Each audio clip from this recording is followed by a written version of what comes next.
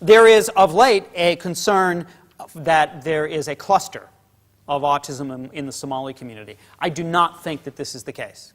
I do not think that there's a cluster there because what it seems like is happening is that young kids are being put into the educational system under an autism classification, but by the time those kids are 5 or 7, it's evened out and you don't see them have any kind of greater prevalence. But unfortunately, a British doctor named Andrew Wakefield has taken an interest in the Somalis. And right now, I think 2 days ago, he was meeting with Somali families in Minnesota. And also at this time, there are 5 Somali families that have a child in the hospital with measles. In India, raising a child becomes an act of resisting the expectations of child care. People who have an autistic child cannot raise their child in the normal way in which they believe a child should be raised in a Hindu family.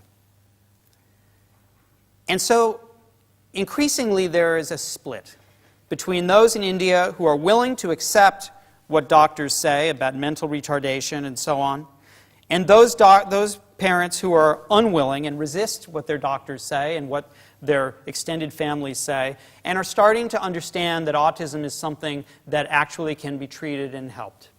And one of the fascinating things about doing research with families and doing qualitative interviews is how often I hear, in the United States at least, people say, you know, I heard Bill Gates might be autistic, or I heard that Vincent van Gogh might have been autistic, or Isaac Newton, or Albert Einstein.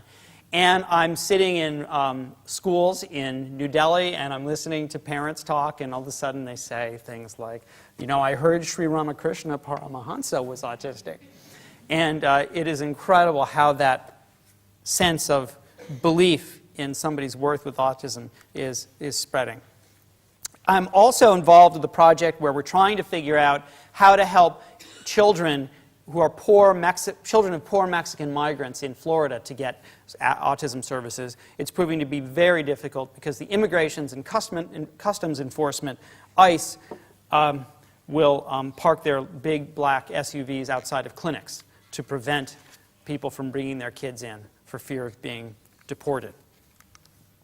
We're doing a project as well in KwaZulu-Natal where we're trying to figure out how to identify kids who are very young with autism, and it's very difficult because kids are living in so many different places, in a diverse array of places, and also accessing a very diverse array of different types of health care. It becomes very difficult to identify any kids who might be at risk because, again, of the stigma and the belief that this is something that should be handled within the family and not handled outside the family. So what's happening in Korea, which is the place I know best? In South Korea, autism is diagnosed rarely. Well, people would say, but you can't miss autism. I mean, autism is obvious. You can't miss it. How can you not diagnose it? Well, you can if you have a different diagnosis. And in South Korea, the diagnosis du jour is a lack of love, otherwise known as attachment disorder, or 애착장애. Essentially, what is happening is that parents are taking the blame and saying, if my child has these symptoms, this constellation of symptoms, they are not a constellation of symptoms caused by a genetic disorder, autism, but rather they are caused by bad parenting. And they embrace that etiologic explanation. Why would they? And it's very curious to me. Why do you want to believe that it's your fault and that it's not a genetic disorder? Well, it turns out that in South Korea, autism is seen to be a genetic disorder. But by genetic, that means hereditary. We all know that not everything genetic is hereditary. Otherwise, we'd be exact half and half of our parents, and there'd be no evolution. And we know that random mutations happen all the time. But autism is seen as hereditary. Therefore, if a child has autism, it is then impugning the entire family's genes. It's saying to the family, you have bad genes all the way back to the ancestors. And so a mother will take the bullet to prevent stigma from accruing to the entire family and also hurting the marriage chances of other kids in the family. For who's going to want to marry into a family that is genetically damaged? And so, in a kind of perverse version of the refrigerator mother hypothesis, the mother goes into treatment and the kid is not given very many services. So we decided to start a prevalence study in South Korea where we would look at every child. Couldn't use the records very much. So we'd look at every child and we would try to figure out what the prevalence was in South Korea. And we faced a problem, which was the fact that it just wasn't diagnosed very much. That's why we had to look at everybody, all 38,000 7 to 12-year-olds in a medium-sized city.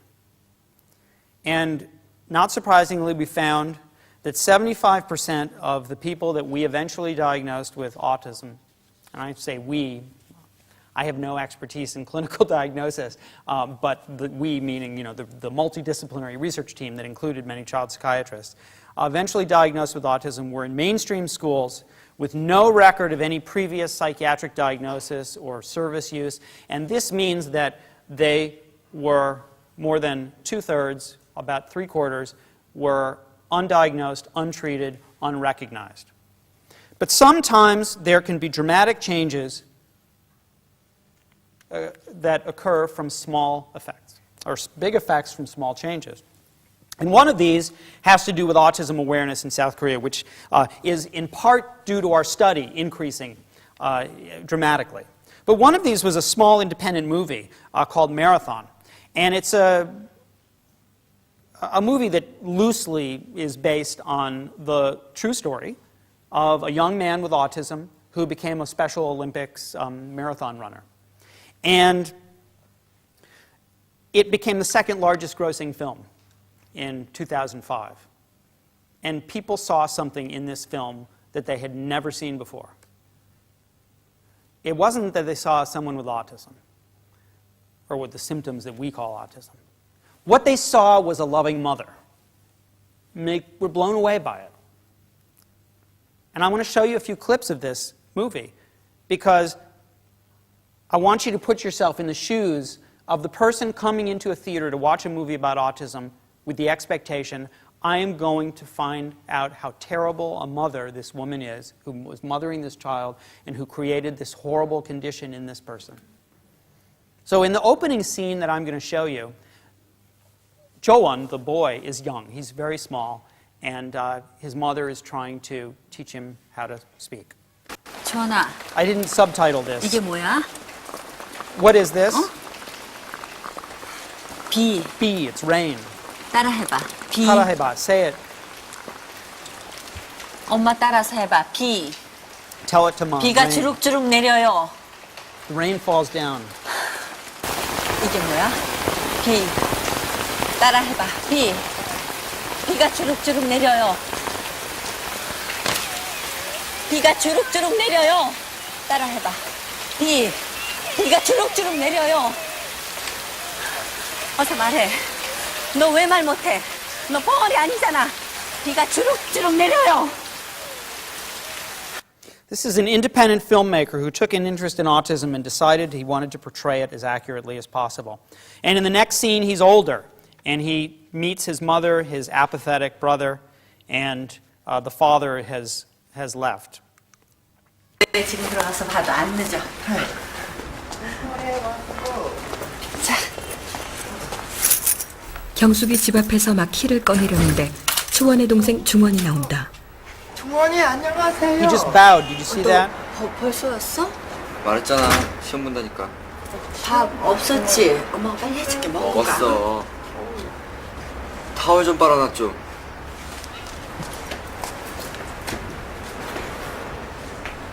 아빠한테 전화 왔었어. 다음 주에도 못 올라온대. 중원은 자기 할 말만 하고 사라져버린다. 경숙은 답답한 마음에 한숨을 내쉰다. 동생한테 존댓말 하는 거 아니랬지? 동생한테 존댓말 하면 안 돼. There is increasing recognition in South Korea that autism can't be identified exactly in the same way that it is identified in, say, the United States. That the cues, the social cues, are going to be different. So one of the hallmarks of a child with autism in South Korea is a child who doesn't bow in the right way. He doesn't know when to bow, when not to bow. And because in South Korea there are honorifics at the end of sentences to indicate the recognition of social rank, of who you're talking to, one of the features of diagnosis in a child with autism who has language is whether or not he or she can appropriately use honorifics to show whether he's talking to a parent or an elder or a child and so on. And it's very difficult to teach them. But that's just something that's highly culturally distinctive in societies that have honorifics. Sorry. I want you to now watch one last clip. And this is a scene in which Joan, as an adult, has been arrested. He loves animals. And he wants to pet a zebra-skin purse. And the woman who owns the purse thinks that he's stealing her purse, and she screams, and a policeman arrests Joan, and then they call his mother, and she's come to pick him up. 아무튼 저 어머니가 좀 주의 좀 시켜주세요. 이거 한두 번도 아니고 정말. 죄송합니다. 제 속을 어떻게 알아요? 멀쩡하기만 하구만. 우린 돈 몰라요. 명품인 줄은 아나 보죠. 새로 산 건데. 아니, 애 상태가 저런 밖에 내보내질 말아야죠. 남들에게 이렇게 피해주면 되겠어요? 정신병원이나 보호소 같은 데 보내든가. 4,000원. 4,000원 만나 세워봐. 이때 길 건너편에서 조금 전 여자가 택시를 잡고 있다. 경숙은 얼른 달려가 여자를 거칠게 돌려 세운다. 보호소? 정신병원? 쟤네들이 범죄자야? 그런 데 가두게? 정신병자야? 명품이든 짝퉁이든 우리는 전혀 그런 데 관심 없으니까 주둥이 함부로 놀리지 마. 알겠어?